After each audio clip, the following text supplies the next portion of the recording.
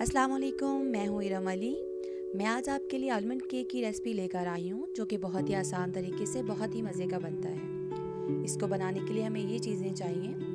सबसे पहले एक पैन को बेकिंग पेपर लगा के ग्रीस कर लेंगे। उसके बाद मैं ले रही हूँ तकरीबन 2 टेबलस्पून रूम टेम्परेचर बटर। उसको अच्छे से पैन में अप्लाई कर देंगे। इस तरह से एक मोटी लेयर अप्लाई करेंगे। अब मैं ले रही हूँ 100 ग्राम आलमंड। इसको इस तरह से 2 पीस कर लेंगे और जो फ्लैट साइड होगी उसे नीचे की तरफ लगा के राउंड शेप में पूरे पैन में लगा देंगे। इसी तरह से इसकी इनर लेयर भी बना लेंगे। ये देखें, ये एक फूल की शक्ल में बन गया है। अब जो बादाम बच गए थे उनको मैं क्रश करके पूरे पैन में स्प्रिंकल कर रही हूँ।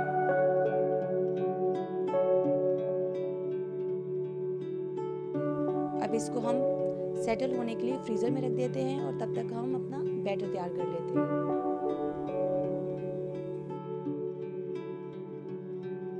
हम बाउल में डालेंगे 160 grams unsalted butter, 165 grams castor sugar और 50 ग्राम पाउडर मिल्क। आप पाउडर मिल्क किसी भी ब्रांड का ले सकते हैं, लेकिन इसको स्किप मत कीजिएगा क्योंकि इससे टेस्ट और टेक्सचर दोनों बहुत ही अच्छा आता है। इसको हैंड बीटर से हम बीट कर लेंगे। जब ये क्रीमी हो जाएगा तो हम इसमें डाल देंगे अंडे। 4 अंडे डालने हैं, लेकिन चारों अंडे एक साथ नहीं डालेंगे। पहले एक अंडा डालेंगे और इसको इस तरह से बीट करेंगे। जब ये अच्छे से मिक्स हो जाए तब हम इसमें ऐड करेंगे सेकंड एग। ये देखें, दूसरा अंडा भी इसमें मिक्स हो गया है। अब तीसरा अंडा डाल देंगे और इसी तरह से ये आखिरी चौथा अंडा भी डाल दिया है। इसको अच्छे से बीट कर लें। इस तमाम प्रोसीजर में तकरीबन 3 से 4 मिनट लगे हैं। स्पैचुला से मैं साइडों से इसको साफ करके एक दफ़ा दोबारा बीट कर लूँगी। ये देखिए,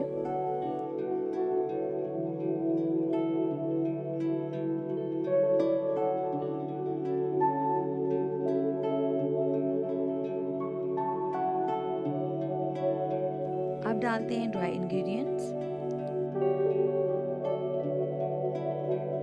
160 ग्राम्स मैदा, 8 ग्राम बेकिंग पाउडर। मैं यहाँ वनीला एसेंस यूज़ नहीं कर रही, लेकिन अगर आप चाहें तो आप कर सकते हैं, लेकिन इसका अपना टेस्ट बहुत ही अच्छा होता है, इसलिए मैं वनीला एसेंस नहीं डाल रही।